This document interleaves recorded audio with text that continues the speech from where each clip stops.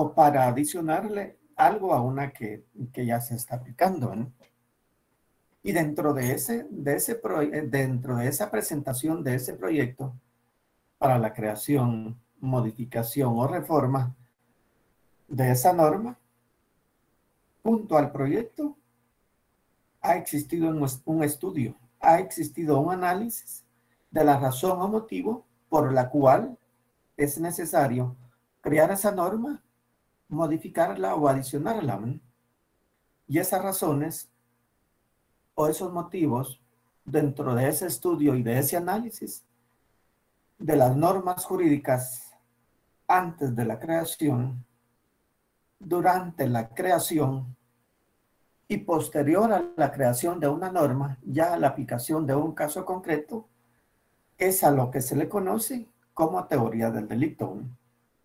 Como repito, no exclusivamente que la teoría del delito se refiera al análisis, a la existencia o no de cada uno de los elementos del delito a un caso determinado, sino también se da desde antes de la entrada en vigencia, de la entrada en aplicación de esa norma, es a lo que se le conoce como teoría del delito, ¿no? Por eso repito, debemos de entender como la teoría del delito todo aquel estudio, todo aquel análisis que se hace de las normas jurídicas desde el momento de su presentación al momento de la creación de la aprobación de esa norma o después de la vigencia de esa norma para la aplicación a un caso determinado.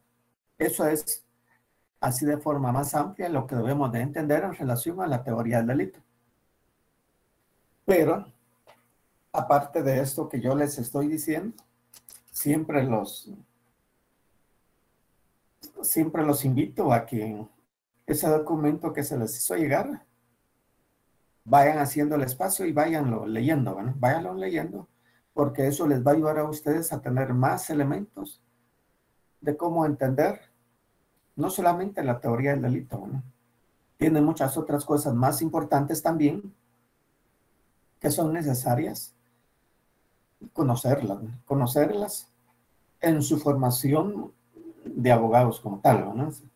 Entonces, entendido lo que es, cómo se puede definir o entender la teoría del delito sin observar los elementos que tenemos en la pantalla de los elementos positivos del delito. ¿Quién me dice qué es un delito? ¿Quién me lo dice?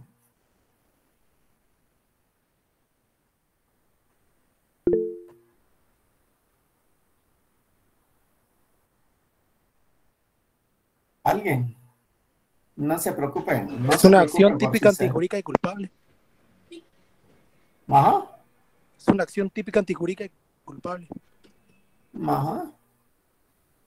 Es la acción típica, antijurídica y culpable, ¿no? Ajá. ¿Qué más? ¿Alguien más?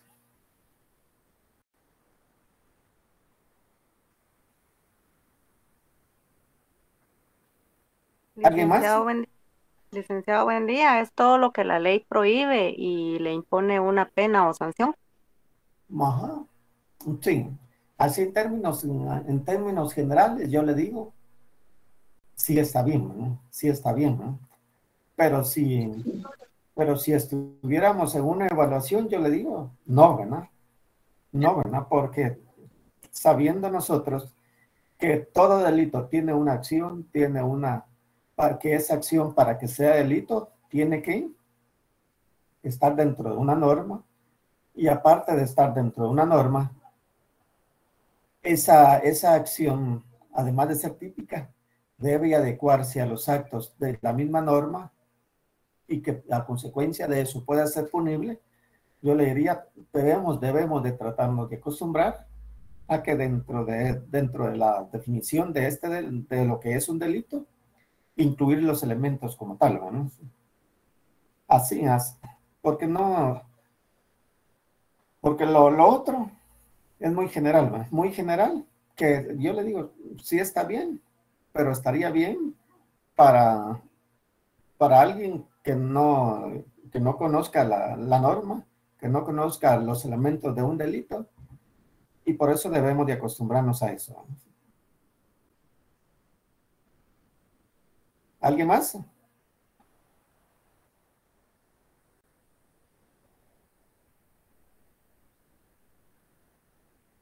¿Alguien más?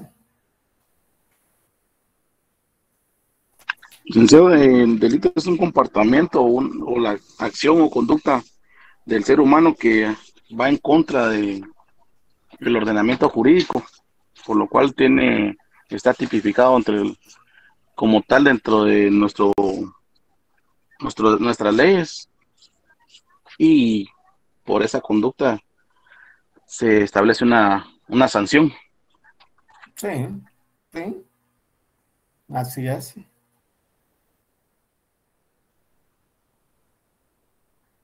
Algo que es importante también es que nosotros tomemos en cuenta que cuando nosotros decimos qué entendemos por la definición de lo que es delito, siempre indicar, ¿no? Es aquella acción o omisión de una persona que es típica, que es antijurídica, y a consecuencia de esos tres elementos puede ser punible o sancionable de acuerdo a la ley, ¿no? Y si nosotros, además de eso, que queremos agregarle otros aspectos, también podríamos decir, ¿no? Esa acción o omisión de esa persona tiene que ser consciente y voluntaria, ¿no? ¿Por qué consciente y voluntaria? Porque si nosotros estamos sabidos de lo que estamos haciendo, estamos sabidos de lo que hemos dejado de realizar, entonces esa acción ya lleva la calidad de una acción, aparte de que puede ser típica, puede ser dolosa, ¿no? Y por la misma voluntariedad también, ¿no? Recordemos de que si no existe voluntad dentro de la realización de esa acción o de esa persona para realizar o dejar de hacer cierta acción, entonces ahí posiblemente ya no nos van a cuadrar los elementos de lo que es esa figura delictiva, ¿no? Vuelvo a repetir, acción o omisión de una persona consciente y voluntaria que está establecida en una norma y que a consecuencia de esa acción o omisión realizada por esa persona y estar señalada en la ley como tal, tiene su consecuencia jurídica, que es una sanción, ¿no? ¿Cuál puede ser? Dentro de la mínima o máxima que señala la ley, pero de acuerdo a eso. Con la acción o omisión de una persona, pues no hay ningún problema porque nosotros ya la entendemos como tal, ¿no? E inclusive, a primera hora mencionaban por allí de que cuando se indica la acción o omisión de una persona humana, ¿verdad? Indicaban también de que todas las personas somos humanas, ¿verdad? Por la razón en relación a eso, pero uno o dos comentarios por ahí mencionaban que también creían que se mencionaba esa denominación, la acción u omisión de una persona humana, en el sentido de que de acuerdo a la ley, también las personas jurídicas pueden incurrir en la comisión de algunos hechos delictivos, ¿no? A eso yo les hacía la observación de que sí, posiblemente algunas definiciones entendidas como tal puede hacer eso, pero también indicar que de acuerdo al artículo 38 en relación a la responsabilidad de las personas jurídicas, esas acciones como tales no las realiza la empresa en sí, no las realiza la sociedad como tal, sino que esas acciones de esas empresas o de esa sociedad la realiza su propietario, su representante, la persona que represente a esa empresa, ¿no? Y propio de mi criterio, en el sentido de entender que en sí la persona jurídica no incurre en una acción delictiva, porque no es una persona, ¿no? No es una persona para poder actuar de forma consciente, de forma voluntaria, sino es una empresa, es una sociedad que es manejada por las personas. Cuando nosotros decimos, ¿cuándo es una acción o omisión que sea típica? ¿Por qué decimos que una acción o omisión es típica? ¿Quién me lo menciona? Porque se encuentra regulada en una norma penal, licenciado. Ajá, porque se encuentra regulada en una norma penal. ¿Solo normas penales hay o hay otras? Se puede encuadrar dentro de las leyes. Ajá. Pero esa acción o omisión, cuando nosotros, para entenderlas como típicas, ¿qué más debe de tener?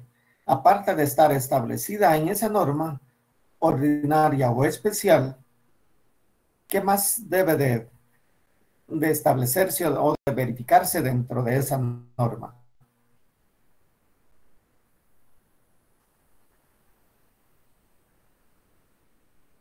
¿Qué dicen? Yo entendería que es típica cuando es una conducta prohibida, que está regulada en una norma. Ajá.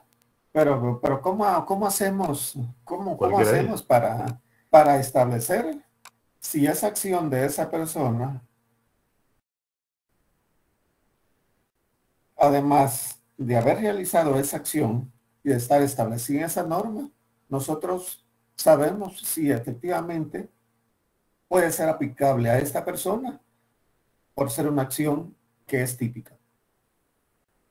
¿Qué es lo que decíamos nosotros cuando mirábamos el principio de legalidad como una garantía? ¿Qué es lo que decíamos nosotros? ¿Qué es lo que se necesita para que a una persona realmente se le pueda reprochar una acción como constitutiva de delito y que a consecuencia de esa acción sea merecedora de una sanción? ¿Qué es lo que decíamos en relación a ese principio de legalidad? Que no hay pena ni delito sin ley anterior, licenciado. Ajá, entonces si lo miramos nosotros de esa manera, también debemos nosotros de pensar, ¿no? Que además de existir esa acción o omisión, que es típica, y que es típica porque está señalada en la ley, desde antes de la consumación o de la realización de esa acción de esa persona, ¿no? Así nosotros ya dejamos claro, ¿no? Decimos que esa acción de esa persona es típica porque se realizó desde antes de la consumación de esa acción. En base a eso, ¿no? Nadie puede ser sancionado por hechos que no estén calificados en la ley como delitos o faltas antes de la realización de esa acción. Si nosotros nos damos cuenta en un momento determinado que le están atribuyendo a una persona, le están imputando una acción como constitutiva de delito, pero cuando hizo esa acción, esa norma no estaba vigente, entonces ahí se está violentando el principio de legalidad, ¿no? Porque puede existir esa acción, pero no puede que a ese momento era típica, porque no estaba establecida en esa norma como tal, ¿no? Entonces debemos de acostumbrarnos a tomar en cuenta esa acción o el momento de la creación de la norma en sí, ¿no? ¿Por qué nosotros decimos, antes de ver lo que es en sí, cuando es una acción antijurídica, por qué nosotros decimos, y porque la norma también así lo establece, que puede existir una acción o omisión de una persona que es típica, pero que al mismo tiempo no es antijurídica? ¿Por qué nosotros decimos eso?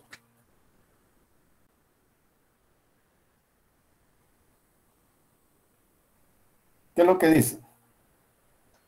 Yo entendería que, como habíamos dicho antes, es típica si está establecida en una norma anterior, una conducta prohibida. Pero puede darse casos en que esta tipificación tenga excepciones, porque lo que motiva la acción puede tener excusa de acuerdo a la ley misma. ¿Y cuáles son esas excusas de acuerdo a la ley? Yo recuerdo lo de actuar en defensa propia como una de ellas.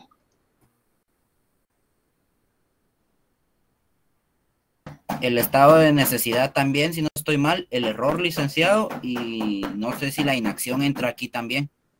Ajá. Debido a obediencia, licenciado, era la tercera. Ajá. Pero estas tres últimas que ustedes acaban de mencionar, ¿cómo lo señala la ley? ¿Cómo los establece el Código Penal? Causas de justificación. Son causas de inculpabilidad. Miren el título miren ustedes el título de esas tres causas que están establecidas en el Código Penal, ¿cómo están señaladas? Como causas de justificación. Ajá, no, el título en sí. ¿Causas que eximen de responsabilidad penal? ¿Cómo? ¿Causas? Son causas que eximen de la responsabilidad penal. Ajá. Causas que eximen de responsabilidad penal, ¿no? Cuando nosotros decimos que existe una acción o omisión de una persona que es típica, pero que no es antijurídica, es porque ante la concurrencia de esa acción que es típica, puede existir cualquiera de las causas que eximen de responsabilidad penal a una persona, ¿no? Bien pueden ser causas de inimputabilidad, causas de justificación o causas de inculpabilidad, ¿no? Dependiendo cada caso en concreto, pero por eso nosotros decimos eso, ¿no? Cuando les preguntamos a ustedes por qué una acción que es típica puede ser no antijurídica, ¿no? Porque a consecuencia mismo de la investigación que se realice o se efectúe dentro de ese proceso penal, se puede llegar a establecer que existe alguna causa que exime de responsabilidad penal a esa persona, ¿no? Pueden existir causas que lo hagan no culpable de esa acción, culpable en el sentido de no merecer una sanción penal, ¿no? Una pena como tal, ¿no? Por eso nosotros decimos que una acción que es típica puede ser al mismo tiempo no antijurídica, ¿no? Vamos ahora sí con el tercer elemento, ¿no?, de lo que es el delito.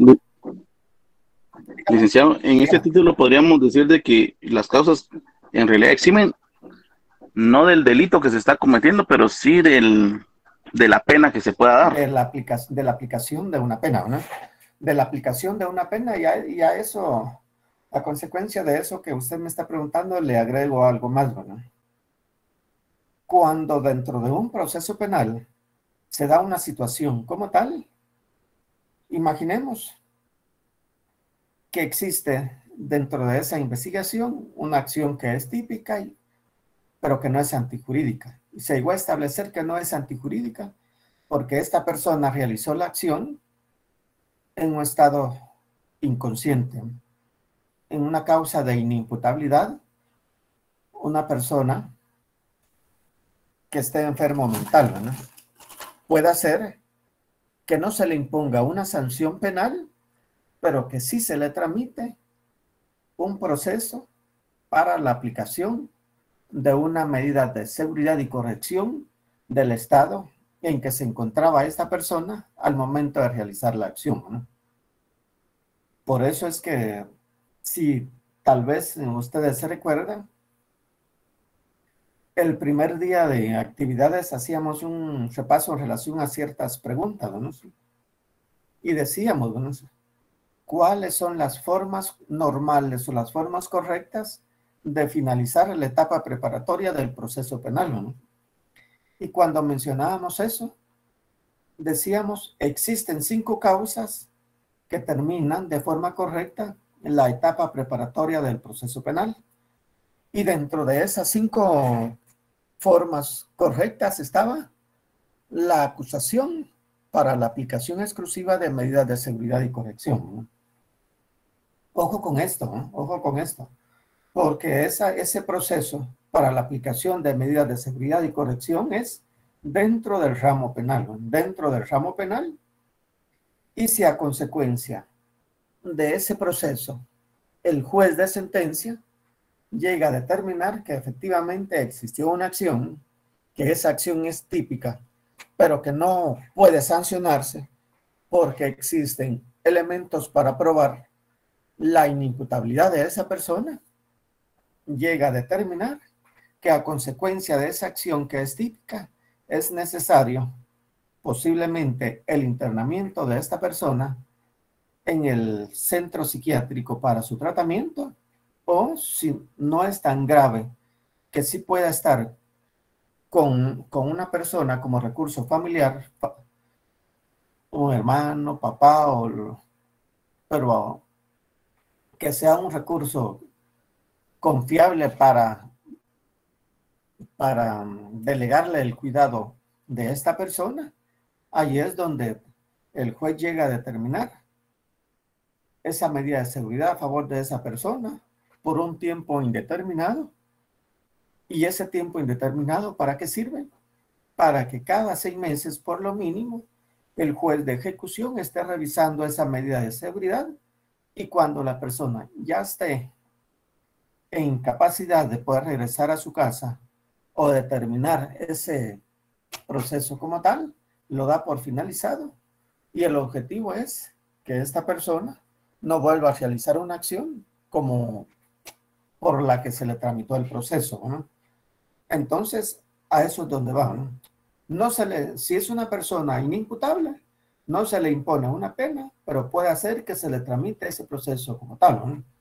Ahora, si existe cualquiera de las otras causas de justificación o causas de inculpabilidad, sí, ya en el proceso ordinario como tal, se puede llegar a finalizar, y si se logra establecer que existió esa causa, cualquiera de las dos que sean, posiblemente la persona es absuelta, ¿verdad?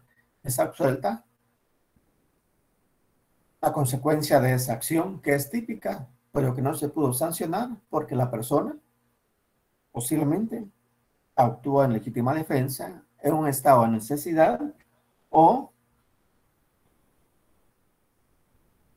cualquiera de las causas que señala la ley, ¿no? A eso es lo que se refiere lo que mencionábamos, ¿no? Ahora, cuando una acción de una persona es típica y es antijurídica, ¿qué entendemos por lo antijurídico? ¿Qué es, verdad? ¿Qué entendemos por lo antijurídico? Es la transgresión a la norma, a la norma penal y las normas especiales que tipifican los delitos, Rick. Ajá, sí, puede ser, ¿verdad? Se puede entender también de esa manera, ¿no? ¿Qué más?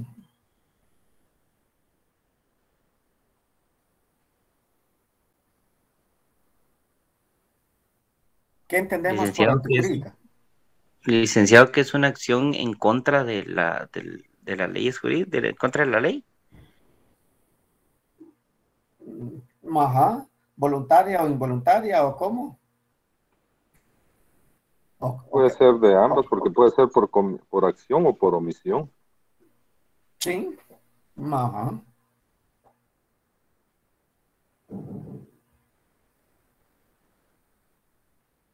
¿Alguien más? Licenciado, en este caso tendría que ser voluntaria y consciente. Ajá. Porque como lo que usted explicó anteriormente, que una acción puede ser típica, pero no puede ser antijurídica, porque una persona posiblemente por el estado en el que se encuentre, quizá no esté consciente y tampoco tenga la voluntad de realizarlo.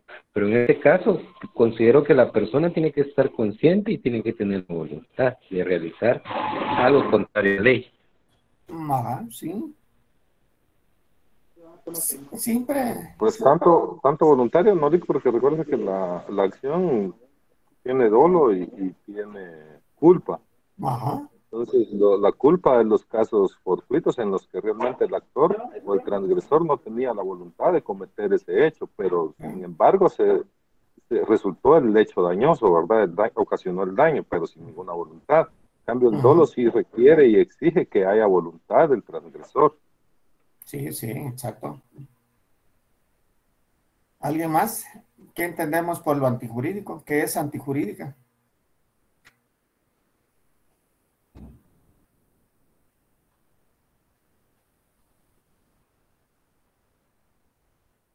Fíjense ustedes y pongámosle atención a esto que les voy a decir, ¿no? Nosotros miramos definiciones en relación a cada uno de los elementos de lo que se entiende como delito y siempre nosotros nos hemos acostumbrado a decir, ¿no?, que para que se dé lo que se entiende como delito debe existir la acción o omisión de esa persona que sea típica porque está señalada en la ley de alguna manera antes de la realización de esa acción, y antijurídica porque va en contra de lo que esa misma norma establece o señala como tal, ¿no? Pero analizando bien la acción de esa persona que es típica, esa acción de esa persona que resulta siendo típica, ¿qué es lo que hace, ¿no? Adecuarse a lo que la misma norma señala, ¿no? Sin embargo, nosotros nos hemos acostumbrado a decir que es una acción que va en contra de lo que la norma establece como tal, ¿no?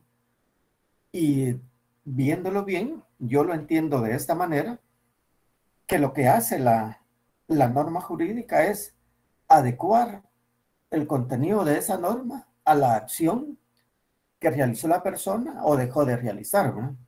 Entonces, pero uno acostumbra a eso, a decir, ¿no?, de que se entiende como antijurídica, como aquella acción que va en contra de lo que la norma establece como tal, ¿no? También yo lo podría enfocar en el sentido de decirles que cuando se dice que una acción típica es antijurídica, porque su actuar lo adecuó, lo encuadró a lo que esa misma norma señala como tal, ¿no? ¿Por qué razón?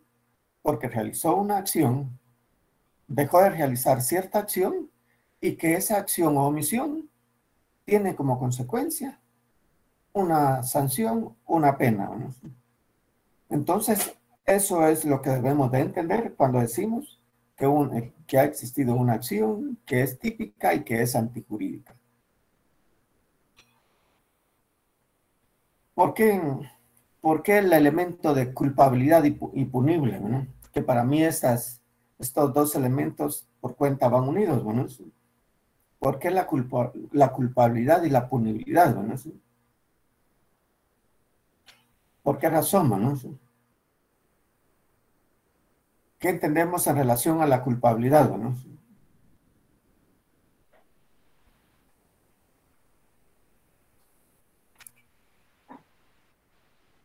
¿Qué dicen ustedes?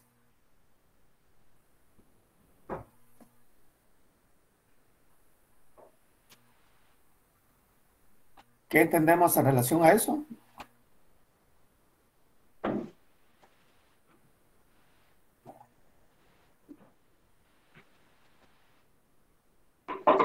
No hay nadie que quiera comentarlo. Se dice, ¿verdad?, que este otro elemento de la culpabilidad en relación a un tipo penal se refiere a esa forma de actuar de la persona dentro de esa acción, ¿no? Es una acción que aquí sí podemos decir que se necesita que sea consciente, que sea voluntaria, y por esa misma acción realizada, consciente y voluntaria, su comportamiento debió ser de otra manera, debió exigirse de otra manera, porque en la forma en que se da, lo que hace es que la norma en sí, en su totalidad como tal, se adecua su forma de actuar consciente y voluntaria a una pena, que a consecuencia de esa acción consciente y voluntaria sea punible, sea sancionable de acuerdo a la ley o en los parámetros que la misma ley señala. A eso es lo que se refiere la culpabilidad como tal, ¿no? Una acción que esta persona pudo haberlo realizado de distinta manera a la forma en que actuó, ¿no? Actuó de una forma que planificó, premeditó una acción y a consecuencia de eso le es imputable esa acción, ¿no? Porque esta persona pudo actuar de una forma distinta a la forma en que realizó la acción o dejó de realizar esa misma acción, ¿no? Eso es lo que debemos de entender en relación a estos elementos positivos del delito como tal, ¿no? ¿Alguna duda con eso? ¿Duda o comentario?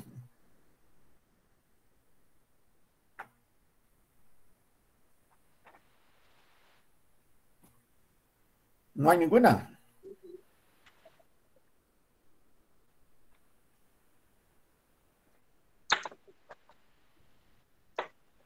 Bueno, vámonos con lo siguiente, ¿no? Sin que ustedes puedan observar lo que está acá, ¿qué entendemos por derecho penal? ¿Qué es el derecho penal como tal?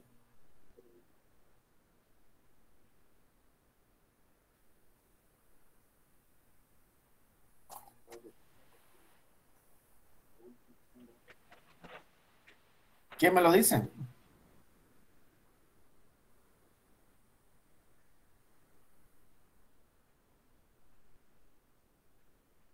Licenciado, no sé si es el conjunto de normas jurídicas que regulan la fuerza punitiva del Estado.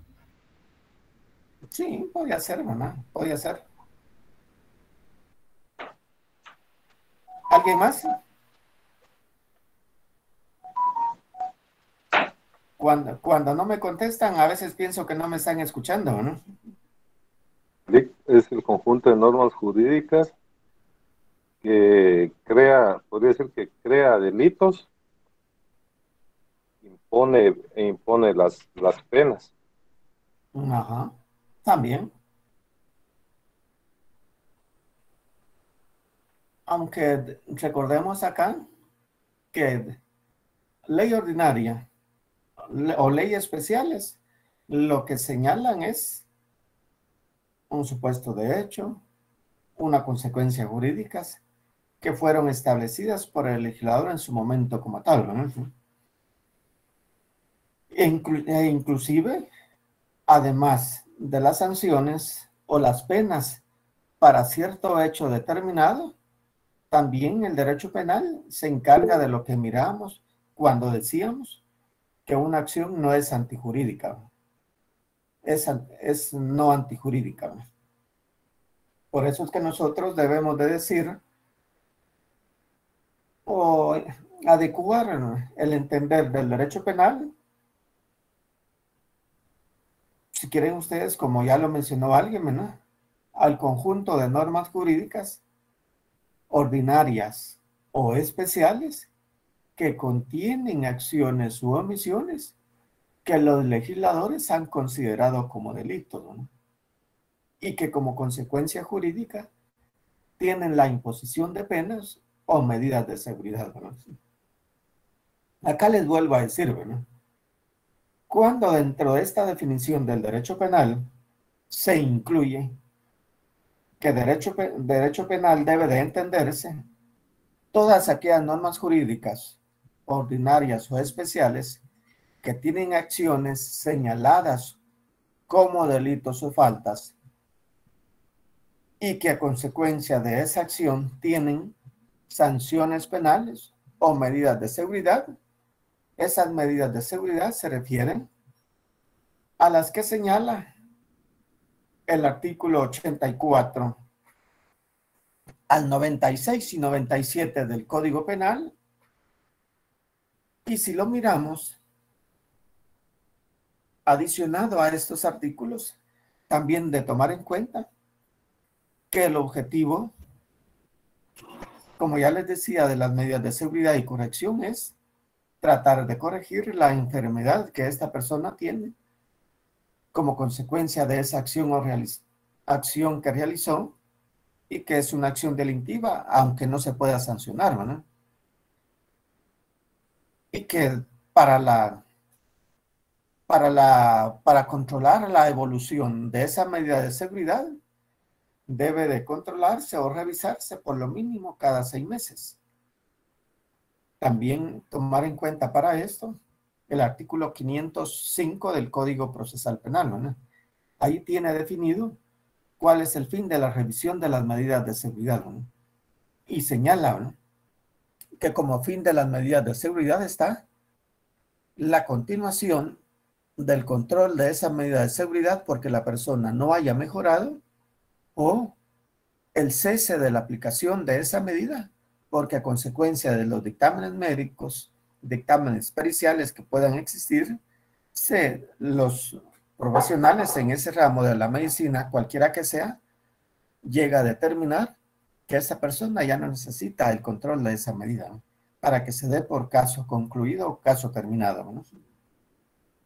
Pero esa es la razón de ser de incluir medidas de seguridad acá dentro de la definición del derecho penal, ¿no?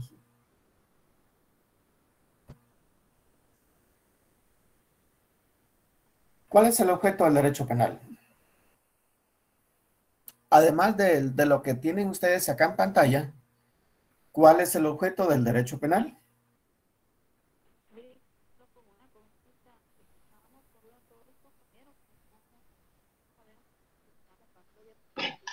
Disculpe, licenciado. No se mira la presentación, licenciado, disculpe. No se mira. No se ve, licenciado, eso quería comentar. Nada de lo que ha explicado se ha visto en pantalla, disculpe, gracias. Bueno, nadie me lo había comentado. Creímos que no estaba disponible, ya solo miramos la pantalla ahí, pero si no hemos visto nada. Miran pantalla, pero no miran nada, ¿no?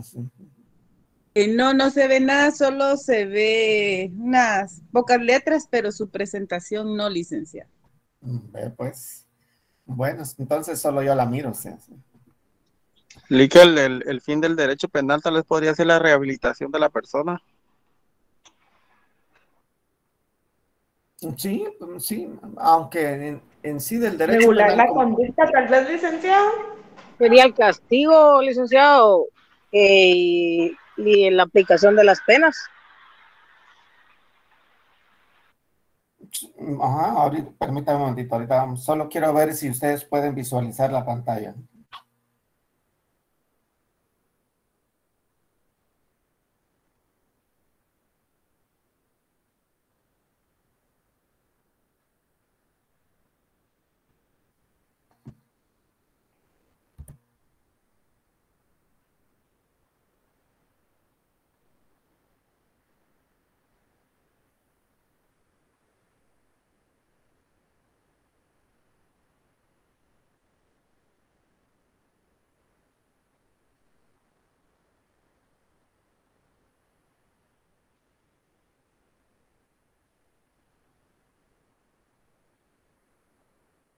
Licenciado, me imagino que ahí está presentando solamente para usted. Tiene que aparecerle ahí otra opción en donde es presentar para todos. Bueno, ahorita no observan nada igual. No, aún no. Licenciado. Sí, dígame. El documento usted lo tiene en Word. Creo que sí. En la pantalla usted tendría que abrir el Word. Porque nosotros vemos la llamada, solo la llamada. Entonces usted tendría que abrir el Word. No es en Word. Porque usted está, o tiene que seleccionar la pestaña que corresponda porque acá solo nos aparece la llamada. Lo que usted ve no nos aparece a nosotros. Como que fuera PDF, se mira. O tal vez cuando vuelva a presentar, seleccione, detenga la presentación y vuelve a iniciar la presentación y le tiene que aparecer nuevamente el documento y ya lo vuelve a seleccionar. Vamos a ver cómo.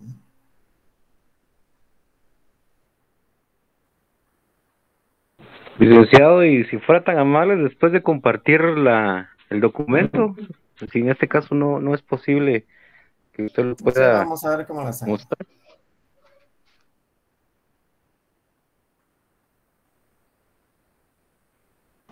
Ya pueden llenar su asistencia, compañeros. Gracias. Ahí, licenciado. Ajá, ahí va. Vamos a ver si lo miran allí. Ahí está. Ahí ya se ve. Ahí A sí ver, ya se ve, ¿no? Ah, bueno. Bueno, acá está lo que hemos venido platicando, ¿no? Ahí sí lo pueden ver. Sí, licenciado. Acá está lo que hemos venido platicando, lo que es la teoría del delito, lo que es el delito en sí como tal, los elementos del delito, lo que debemos de entender en relación al derecho penal y lo que les preguntaban, ¿cuál es el objeto o cuál es el fin del derecho penal? Acá nosotros tenemos que, de acuerdo a la misma teoría que existe, el objeto del derecho penal es la protección de todos aquellos bienes jurídicos, de todos aquellos bienes tutelados que se consideran de importancia para la misma sociedad, ¿no? ¿Cómo se analiza o cómo se califica la importancia de esos bienes jurídicos? Son los mismos legisladores los que van creando la necesidad de analizar qué bienes jurídicos necesitan proteger o por medio de las instituciones que tienen iniciativa para proponer la creación de una norma, realizar ese estudio, realizar ese análisis y llegar en un momento determinado a buscar la protección de esos bienes jurídicos, ¿no? Pero por eso les preguntaba, ¿no? ¿Cuál puede ser otro objeto que tiene el fin, el derecho penal, ¿no? Si nosotros, así como alguien mencionaba hace un momento, que el derecho penal también puede tender a la rehabilitación de la persona que es sancionada a consecuencia de una norma, nosotros en la práctica acostumbramos a decir,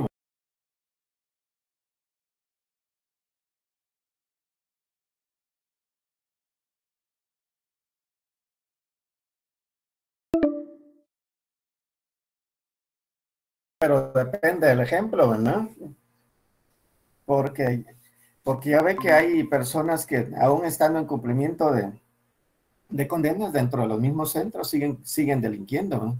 Siguen cometiendo acciones que a consecuencia de esas mismas acciones terminan con otros procesos penales adicionales a por los cuales han ingresado, ¿no? ¿Qué otra cosa podría haber acá como objeto del derecho penal? Tal vez la reinserción social. Ajá, sí, lo que mencionábamos, ¿no? La restitución de los bienes jurídicos violados también, cuando son cuestiones, bueno, no como la vida, sino como con la propiedad privada y otras situaciones así. Con los bienes ajenos distintos a la vida, ¿no? Sí, es posible. Es posible porque dentro del proceso penal, si uno mira la estructura completa dentro del proceso penal, permite la participación de una persona como sujeto procesal que se le llama creyente adhesivo. Ese creyente adhesivo o agraviado dentro del proceso penal, en cierta manera puede buscar si no la restitución de los bienes, la reparación de esos bienes, tal vez no con los mismos bienes, sino mediante una reparación que pueda significar dinero y que a consecuencia de ese dinero como reparación digna a la parte agraviada, busque la restitución de esos bienes que fueron afectados, ¿no? Posiblemente también podríamos pensar eso, ¿no?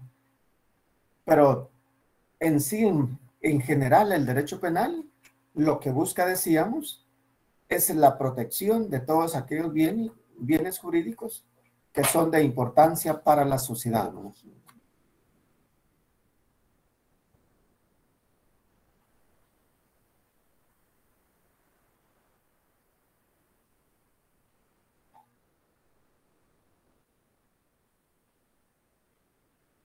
El derecho penal tiene sus características, ¿no? Tiene sus características que, en forma general, podemos decir, es una ciencia, es normativo, es valorativo, es finalista y es público, ¿no? Decimos que el derecho penal es una ciencia, pero ¿por qué decimos que el derecho penal es una ciencia? ¿Quién lo sabe o tiene idea de eso? Yo entendería que se califica como ciencia porque tiene principios, normativas y métodos. Sí, puede ser, ¿verdad? Pero tal vez puede haber algo más, ¿verdad? ¿Por qué más se puede considerar al derecho penal como una ciencia?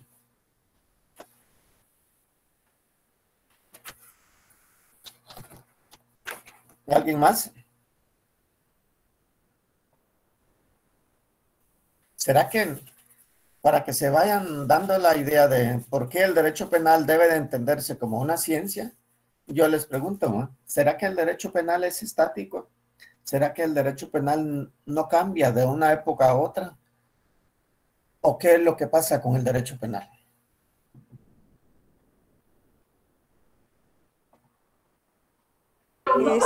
Evoluciona. Social y cultural. Ajá. No le escuché lo que dijo, ¿me lo puede repetir? Porque no estudia fenómenos, licenciado. Ajá. ¿Por qué más?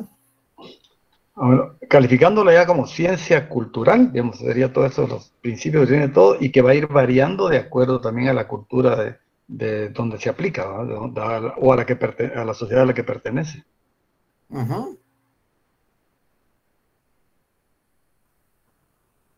Fíjense ustedes, si nosotros volvemos a lo que iniciamos el día de hoy con relación a la teoría del delito, de acuerdo a esa misma teoría del delito, nosotros nos vamos a dar cuenta de que en épocas modernas, en épocas antiguas, el derecho penal ya existía, ¿verdad? Pero ya existía de una forma distinta, de una forma de investigarse, de una forma de sancionarse, distinta a como está actualmente, ¿verdad? Porque antes existía lo que es el sistema inquisitivo, ¿verdad? Recuerden ustedes que dentro de ese sistema inquisitivo del derecho penal, el Estado actuaba de forma arbitraria, de forma ilegal, de forma incorrecta, en contra de la persona que presuntamente era responsable de un hecho, ¿no? Pero a consecuencia misma de ese sistema inquisitivo, la forma como se entendía el derecho penal, la forma como se visualizaba el derecho penal como un castigo mismo hacia la persona aparentemente responsable, eso fue cambiando y fue cambiando aún en esa misma época. Y cuando se modificó al sistema acusatorio, aún fue más cambiante, ¿eh? Fue aún más cambiante en la forma de trabajarse, en la forma de investigarse. Y para que un proceso llegue a finalizarse con una sentencia, tiene que observarse todo un procedimiento observando las garantías y principios a que cada uno de los sujetos procesales tiene derecho, ¿no? Y a consecuencia de eso mismo decimos que el derecho penal es una ciencia porque no es estático. No es estático y cada día tiende a evolucionar, a modificarse en su forma de actuar, en su forma de aplicación o en su forma misma de poder crear las mismas normas, ¿no? Por eso decimos que el derecho penal es una ciencia, ¿no? Porque no es estático, va evolucionando. Como decía, yo creo que fue José Antonio el que hablaba últimamente, ¿no? Porque va evolucionando de acuerdo a las, si lo vemos de esa manera, de acuerdo a las culturas de cada país, de acuerdo a las formas de actuar de la misma sociedad. Por eso es que nosotros decimos que el derecho penal, una de sus características es que es una ciencia. Porque nosotros decimos que el derecho penal es normativo, ¿no? ¿Por qué es normativo?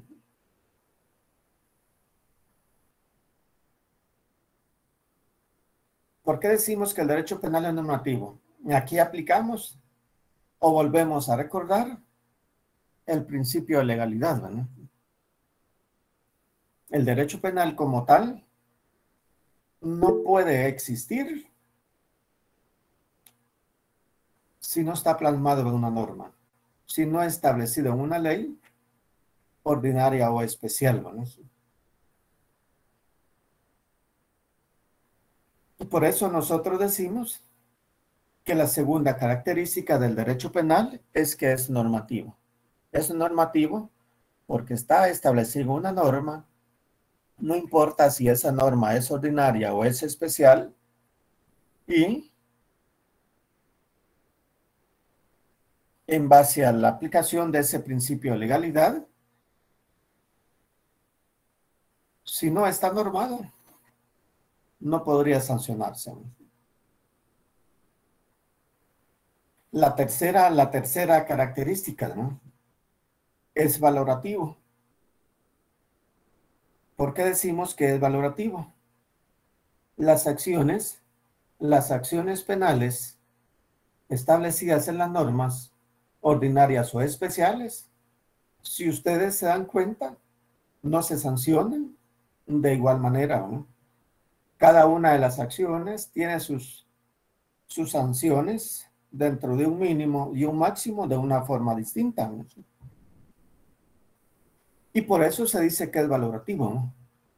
Porque en el derecho penal las acciones u omisiones se sancionan o se castigan de acuerdo al actuar mismo de ese sujeto activo, ¿no?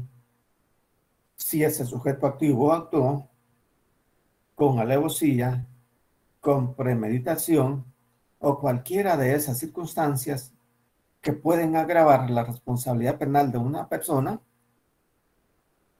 la sanción va a ser distinta a un hecho delictivo en el cual se puede establecer que es un delito culposo, ¿no? Cuando una persona, a consecuencia de un actuar correcto, realiza una acción por negligencia, imprudencia o impericia, ¿no? Por eso se dice también que es valorativo, ¿no? Porque cada una de las acciones penales, siendo personales, se van a sancionar de acuerdo a la ley, pero de acuerdo a la forma de actuar de esa persona para cada uno de los hechos que se están investigando, ¿no?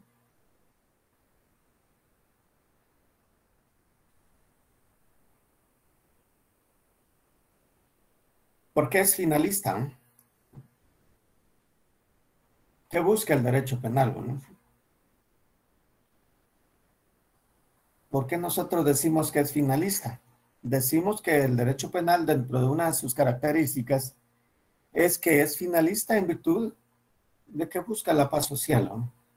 De que busca que un Estado de Derecho, todas las personas en convivencia, estén normal, estén tranquilas, Y eso es lo que busca, ¿no? La paz social dentro de un Estado de derecho a consecuencia de la creación de las normas jurídicas, ¿no? ¿Y por qué es público?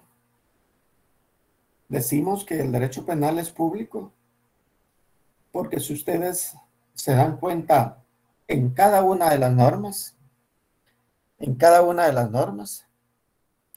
son de aplicación general, ¿no? Son de aplicación general en el entendido de que tienen que observarse por todas las personas que conformen ese Estado o las personas que permanezcan en el Estado aún no siendo guatemaltecos, ¿no? Por eso decimos que es público porque es de aplicación general y de observancia obligatoria para las personas que se encuentren dentro de ese Estado. Esas son las 5 características que podemos señalar en relación al derecho penal. ¿Alguna duda o comentario por acá?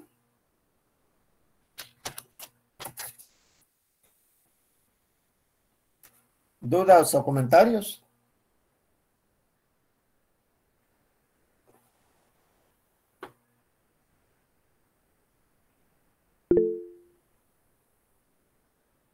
¿No hay ninguno? Una, licenciado, solo con frecuencia escuchamos esta frase de que el derecho penal es personalísimo. Eso no sería una de las características. Pero fíjese que podía ser, pero fíjese que nosotros lo vamos a ver, o si uno lo investiga, va a observar que esa característica del derecho penal, más que todo, es en relación a la aplicación de la pena misma, ¿verdad?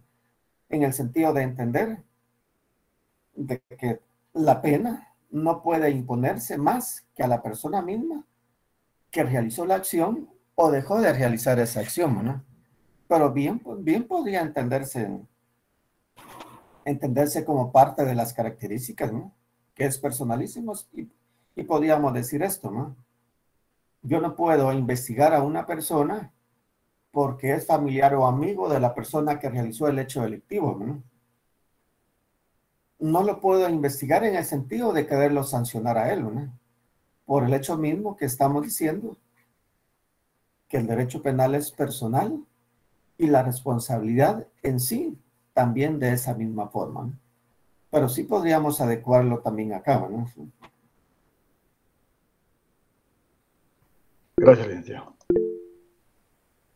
¿Alguna duda más o comentario? Lick, buenos días. Buenos días. Fíjese que nosotros, pues como grupo de trabajo que teníamos hace unos días, estábamos viendo lo que era la detención legal y estábamos como que en un debate y queríamos saber su criterio con relación, si aplicamos solo las 6 horas que establece la detención legal en el artículo 6 o estaba el 80 y... ¿qué era? Sí, el 87 del Código Procesal Penal. A su criterio, ¿cuál sería el procedimiento, por así decirlo, en relación a eso, verdad? Ajá, pero ¿cuál es la duda que tienen? ¿Cómo se conmutan las horas después de la detención del sindicado? Porque... ¿Cómo se computan, no? ¿Cómo se conmuta? Ajá, porque digamos, unos hablamos de 6 horas, pero como también hay una cuestión de la Corte de Constitucionalidad con respecto a las horas por la carga laboral de los juzgados de primera instancia, de turno, ¿verdad? Entonces, porque en específico era un caso que se llevó hasta 9 días para que el sindicado se le presentara su primera declaración. Entonces yo más o menos lo que explicaba un poco, lo que daba a entender también era de que, por ejemplo, el sindicado, por lo regular lo que hacen que si hay mucha carga laboral y pasan días sin poderlo escuchar, bueno, sin escucharle su primera declaración, el juez de paso, quien esté de turno o un juez que pueda, solo le hace saber el motivo de su detención y pues lo manda siempre a la carceleta mientras se le escucha su primera declaración, ¿verdad? Ya como tal. Pero, como en uno de sus casos usted planteaba la situación de qué es que podía hacer, digamos, en contra de un juez de paz, la actuación del juez de instancia, o sea, si había violentado garantías constitucionales, etcétera, etcétera, etcétera, ¿verdad? Si miramos el artículo 6 de la Constitución, ¿qué es lo que establece? ¿No? Miren ustedes. Dice el orden.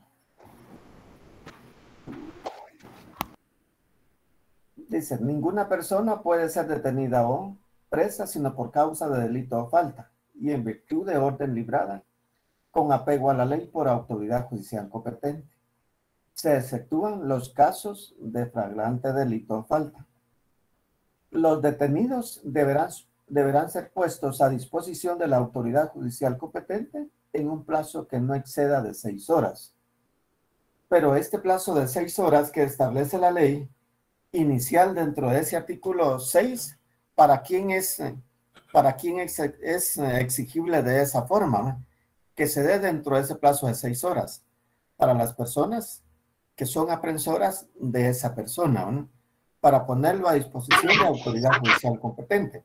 La Policía Nacional Civil. La policía. Llámese la policía o cualquier persona que detenga a una persona por un delito flagrante. Recuérdense que un delito flagrante, cualquier persona puede detenerlo, ¿no? Pero tiene la obligación de ponerlo a disposición de la autoridad judicial competente, ¿no? O de la misma policía si es una persona particular, ¿no? Pero esas 6 horas son exigibles para la policía para ponerlo a disposición del juez que autorizó la orden de aprehensión o del juez que esté de turno al momento de la aprehensión de esta persona. Pero sí, a partir de esa aprehensión, principia a contarse el plazo de 24 horas para escucharlo en su primera declaración, ¿no? Eso sí, ¿no? Lo que pasa en la práctica ya es otra situación distinta, ¿no? Lo que usted mencionaba, ¿no? De que todavía cuando es un hecho flagrante, yo creo que se tardan menos las personas para que sean escuchadas en su primera declaración, porque está el juez de turno, pero cuando es una persona que tiene orden de aprehensión y es aprehendido el día viernes, el juez que está de turno no lo puede escuchar porque el proceso, la carpeta judicial de esta persona estaba bajo el control de un juez distinto, ¿no? Entonces solamente le hacen saber el motivo de su detención y lo ponen a disposición del juez que ordenó la aprehensión para que sea esta persona que autorizó la aprehensión quien programe día y hora y escuchar a esa persona en su primera declaración, ¿no? Yo les digo, las leyes son bien complicadas, ¿no? En este caso concreto que estamos hablando es bien complicado porque ya que se cumpla en la vida práctica es otra situación que va en perjuicio de muchos derechos de las personas procesadas, ¿no? Entonces, pero acá, como le digo, esas primeras 6 horas exigibles para la autoridad que practicó la aprehensión, ¿no? Ahora, no sé si con el plazo de 24 horas tengan más dudas, ¿no?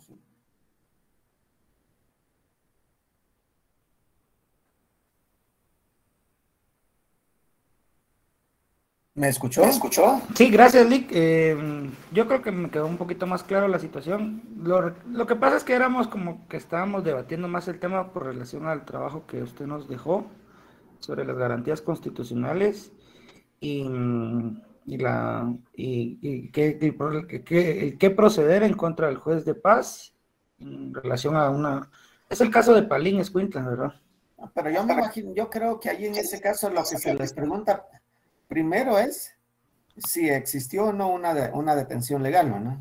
¿O no? Si quieres le puedo leer las preguntas. No sé si solo la primera en relación a la detención. Permítame, que entonces ahorita se lo pongo.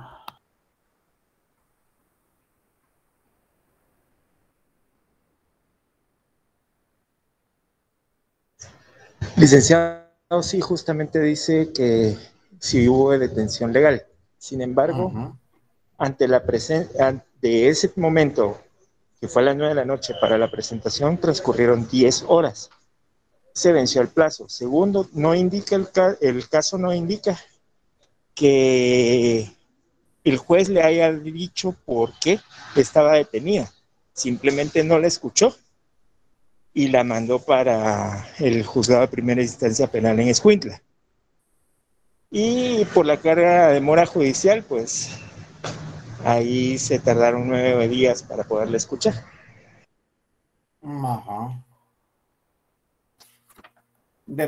Bueno, hay que verlo así despacio, ¿no? Pero detención legal pareciera que sí hubo, ¿no? Lo que se violentó fue el plazo para poder escuchar a esta persona, ¿no?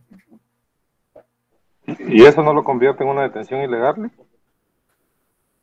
Lo que sucede es que lo que decía el compañero, ¿no?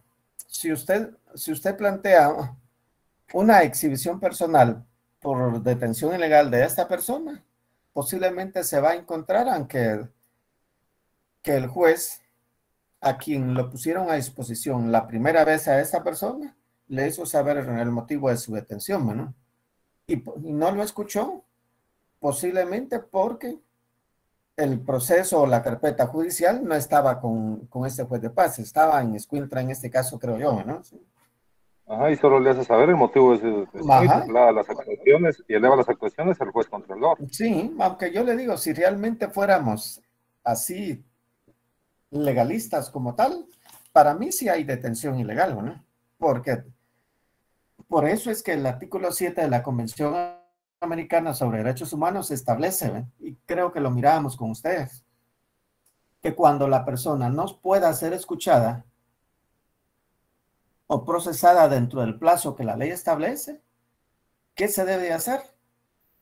Dejarla en libertad con la advertencia de que se presente a una fecha determinada. Lo que pasa es de que no en todos los casos se puede hacer eso, ¿no? Porque si se hace eso y esos casos complicados, esas personas ya no aparecen, ¿no? Pero eso es lo que manda o lo que establece ese artículo 7 de la Convención Americana, ¿no? Que las personas sean escuchadas o procesadas dentro de un plazo razonable, y a ese plazo también podemos aducir el tiempo para escuchar a una persona. Porque en la práctica, si tal vez ustedes se recuerdan del caso de la línea, allí hubo muchas personas que pasó hasta un mes para que las escucharan, ¿no? Entonces, definitivamente es una violación grande a los derechos dentro del proceso penal, ¿no? Pero que lamentablemente se da muy constante eso, ¿no? Por ejemplo, nuestra respuesta fue sí, porque aunque existía orden de juez competente, los agentes captores excedieron el plazo constitucional de 6 horas para ponerla a disposición de juez competente. Ajá. Si vamos a decir que sí, las personas aprensoras o el mismo juez de paz puede hacer que tengan responsabilidad, ¿no? Y esa es una de las razones por las cuales en la mayoría de los casos las exhibiciones personales no prosperan, no las declaran con lugar, ¿no? Porque si uno se va a cuál es la consecuencia de declarar con lugar una exhibición personal, es certificar lo conducente para que se le inicie el proceso penal a la o las personas responsables, ¿no? Y como las personas responsables terminan siendo los jueces en la mayoría de los casos, ¿no? Pero como les digo, sí complicado, ¿no? Pero si nos queda tiempo, vamos a apartar para ir viendo caso por caso de los que se les dejó, para que ustedes no se queden con duda de algo de eso, ¿no? Seguimos. No hay más dudas de eso que tenemos. Gracias, licenciado, muy amable. Bueno.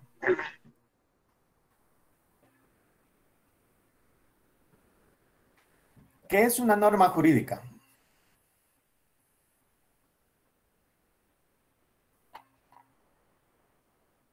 ¿Qué es una norma jurídica?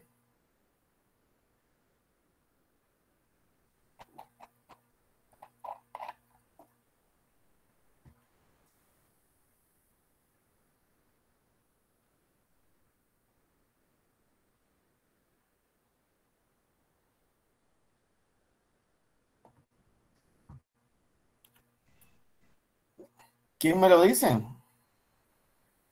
¿Qué entendemos por una norma jurídica? ¿Qué es una norma jurídica? Pues yo entiendo que lo que tiene en la diapositiva, que es una descripción de un hecho que tiene una consecuencia jurídica, ¿no? Básicamente lo que está ahí en la transparencia. Ajá, pero una norma jurídica. ¿Quién la hace? ¿Quién la autoriza? ¿O cómo se inicia la creación de esa norma jurídica, ¿no?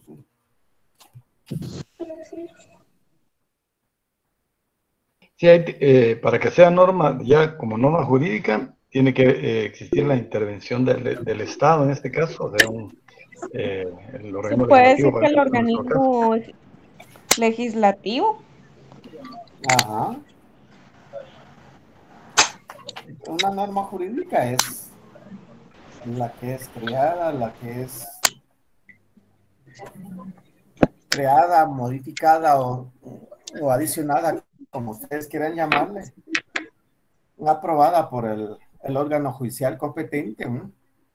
Y que dentro de su cuerpo como tal establece para cada uno de los supuestos jurídicos o cada uno de los tipos jurídicos o los delitos que se establezcan en esa norma, que contiene un supuesto de hecho y una consecuencia jurídica, ¿no? Debiendo de entender dentro de cada tipo penal o dentro de cada delito qué es el supuesto de hecho dentro de una norma jurídica. Walter, tu micrófono, por favor. ¿Qué dicen ustedes? ¿Qué es el supuesto de hecho en una norma jurídica? La acción. Ajá. La acción dentro de una norma jurídica, cualquiera que sea, y que establezca delitos, debemos de entender como el supuesto de hecho toda aquella acción que esa norma señala como tal a realizar o que esa persona como sujeto activo pueda dejar de hacer, ¿no? Y la consecuencia jurídica dentro de esa norma, ¿cuál la entendemos? La sanción. La sanción. La sanción de cómo se establecen las normas. Miren ustedes, no existe que yo recuerde dentro de las normas ordinarias o especiales una norma jurídica que tenga como consecuencia jurídica decir, ¿verdad? Por esta acción se le impone 1 año o 5 años, así de forma directa, ¿no? Siempre en base a la aplicación del principio de legalidad. Decíamos nosotros cuando miramos en relación a ese principio, legalidad de la pena, ¿no? Esa norma jurídica siempre va a tener una pena mínima y una pena máxima, lo cual le sirve de parámetro al juzgador al momento de resolver un caso determinado y de acuerdo a los medios de investigación que se le pongan a la vista y se hayan incorporado o diligenciado dentro de ese proceso penal, el juez en base a eso y de acuerdo a la aplicación de la sana crítica razonada va a llegar a establecer qué pena es la más adecuada para la persona, ¿verdad? Si la pena mínima, la pena máxima o se queda dentro de una pena intermedia, ¿no? Eso es lo que contiene una norma jurídica, ¿no? Pero entendiendo como una norma jurídica todas aquellas elaboradas o autorizadas por el órgano judicial, por el órgano competente que establece supuesto de hecho sin una consecuencia jurídica. ¿Cuáles son las formas de comisión de los hechos jurídicos? ¿Cuáles son las formas de comisión de los hechos jurídicos?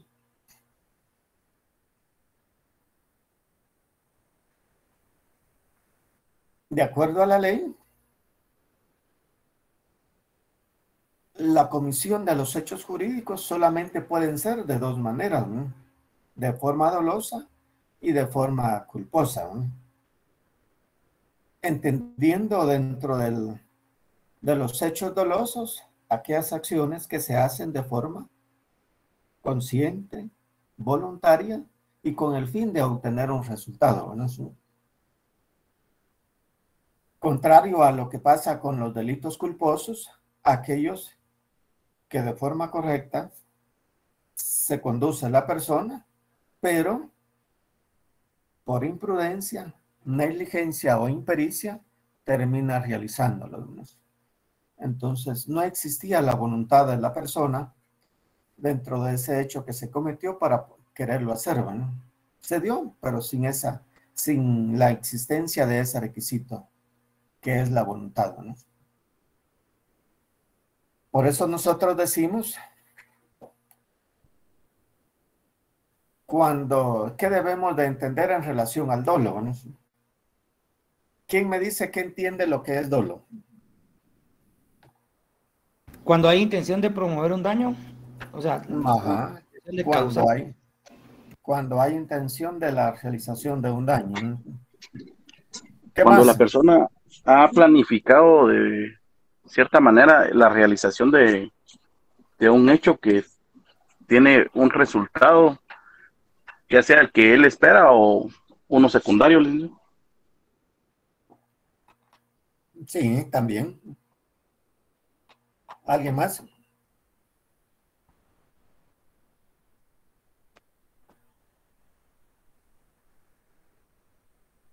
¿Quién más?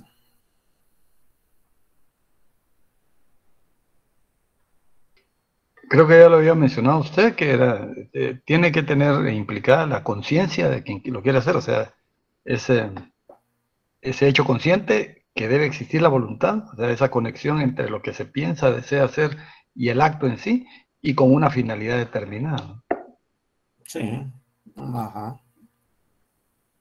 Fíjense que el artículo 11 del Código Penal establece de forma general qué es lo que se entiende por un delito doloso, ¿no? Pero de acuerdo a esa definición del delito doloso que establece el artículo 11, miren ustedes cómo lo señala, ¿no? Y dice lo siguiente, ¿no? El delito es doloso cuando el resultado ha sido previsto, ¿no? O cuando sin perseguir ese resultado, el autor se lo representa como posible y ejecuta el acto, ¿no? Y acá nos da una definición de lo que se debe de entender por un delito doloso, ¿no? Pero de acuerdo a esa definición, nosotros específicamente podemos decir que existen dos tipos de dolo, ¿no? De acuerdo a la misma teoría, a la teoría del delito, ¿no? El delito directo, el dolo directo y el dolo indirecto, ¿no? Acá también se señala lo que es el dolo eventual, pero el dolo eventual es difícil de comprenderlo e inclusive más difícil de poderlo probar en los casos prácticos, ¿no? Distinto a lo que se debe de entender por dolo directo, ¿no? Con ese dolo directo o dolo de primer grado, como algunos también lo llaman, no existe ninguna confusión, ¿no? La persona planificó, premeditó una acción y la realizó de la forma como lo quería, ¿no? El dolo directo, ¿no? Un poquito de complicación para lo que se debe de entender como dolo indirecto. ¿Por qué razón, no? ¿Por qué razón? Porque el objetivo principal dentro del dolo indirecto no es el que va a realizar, ¿no? A consecuencia de ese fin, dentro de esa acción que tiene planificada, posiblemente realice otras acciones, pero esas acciones pueden ser secundarias a lo que pretendían. Y aquí les voy a plantear un caso donde posiblemente se dé un dolo indirecto, pero que al final la consecuencia en relación a la sanción es la misma en relación al dolo directo, ¿no?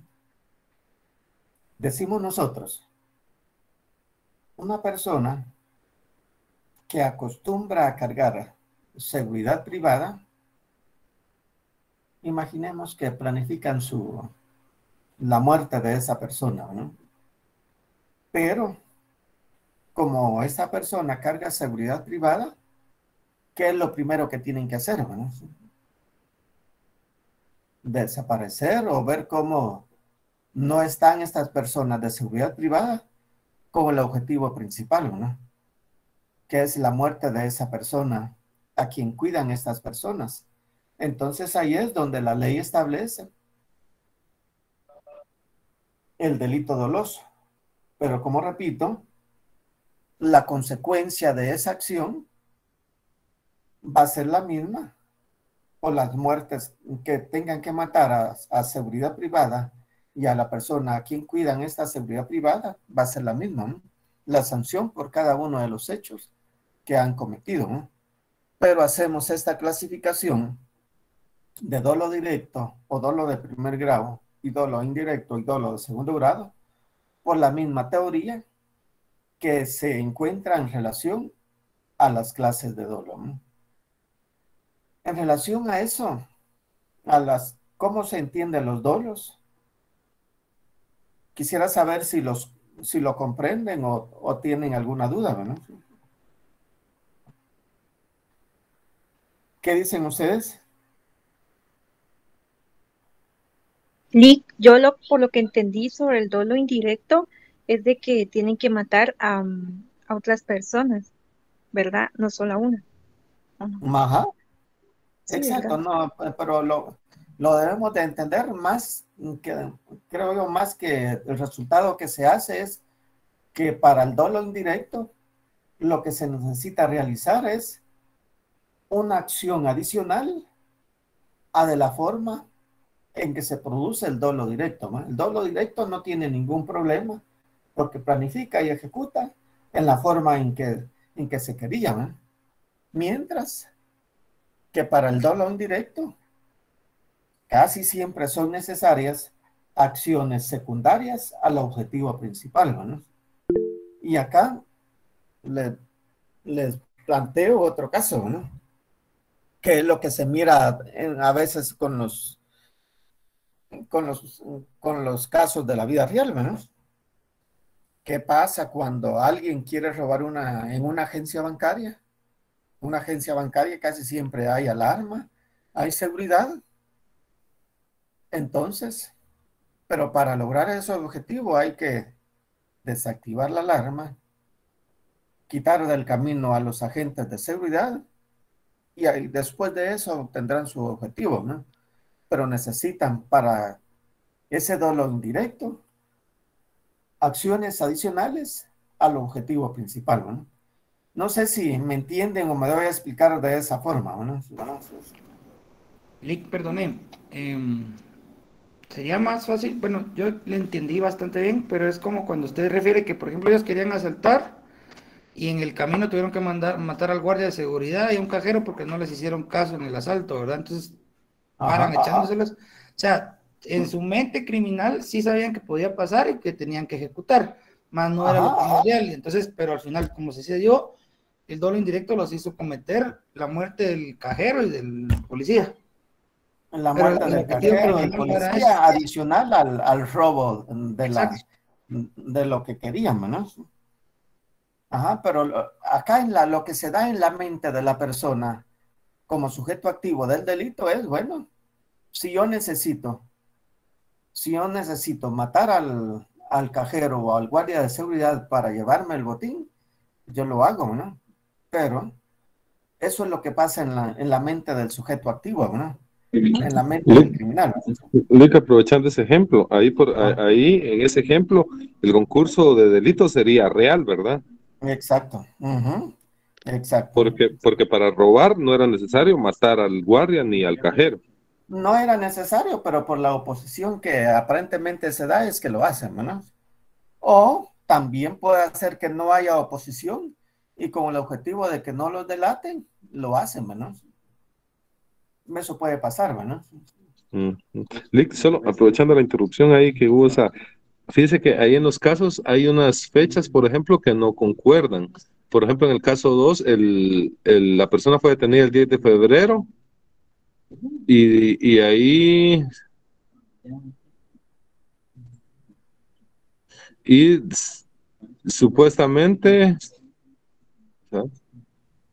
No, yo estaba mal, perdón. Perdón, no, yo había entendido. Y en otro sí hay que al inicio mencionan un nombre y al final mencionan otro. No sé si fue error o fue intencional para ver si nosotros analizamos bien todo.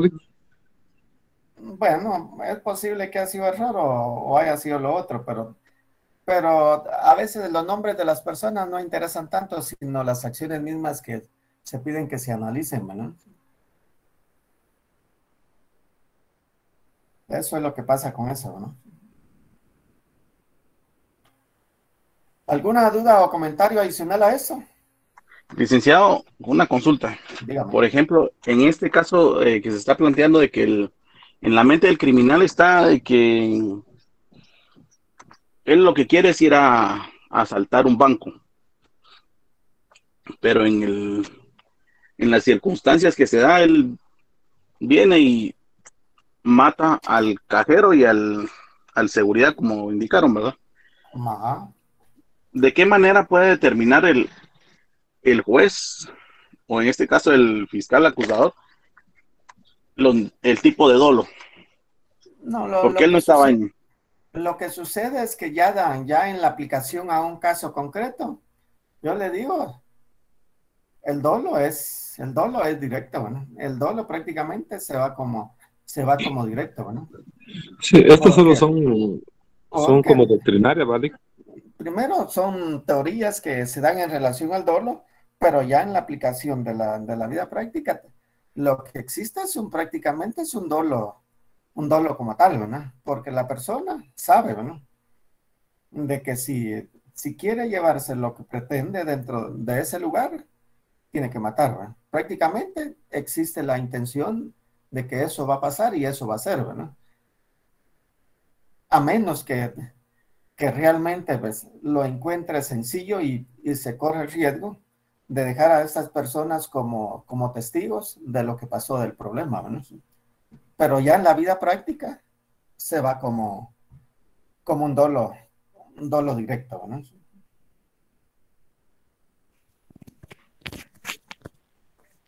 ¿Estamos ahí con eso? Licenciado, disculpe, buen día. En el caso, en lo que en el diario vivir de nuestra querida Guatemala, por ejemplo, cuando hay un asesinato de un piloto y una bala, pues, perdida da con un pasajero, ahí hay dolo directo e indirecto, ¿verdad? Sí, la verdad que sí. La verdad que sí, ¿no? Pero si logran detener a la persona que mató a esos dos sujetos, se va por 2 homicidios, ¿no? Así de sencillo, ¿no? Ok, gracias. Lo último por acá, las formas de consumación de un delito, ¿no? Solamente existen formas de consumación de 2 maneras, ¿no? El delito consumado como tal, el cual requiere que para que se considere una acción realizada de forma total, que concurran en ellos todos los elementos de ese tipo penal para considerarse como un delito que es consumado, ¿no? Y la otra forma es el que se señala de acuerdo a la ley en grado de tentativa y de acuerdo a la forma teórica en un grado imperfecto en la comisión del delito. Bueno, este es aquella acción que se da cuando no termina de ejecutarse por causas que son ajenas a la voluntad de ese sujeto que está actuando dentro de esa acción, ¿vale? Esas son las formas de consumación de los delitos que de acuerdo a la ley se tienen, ¿no?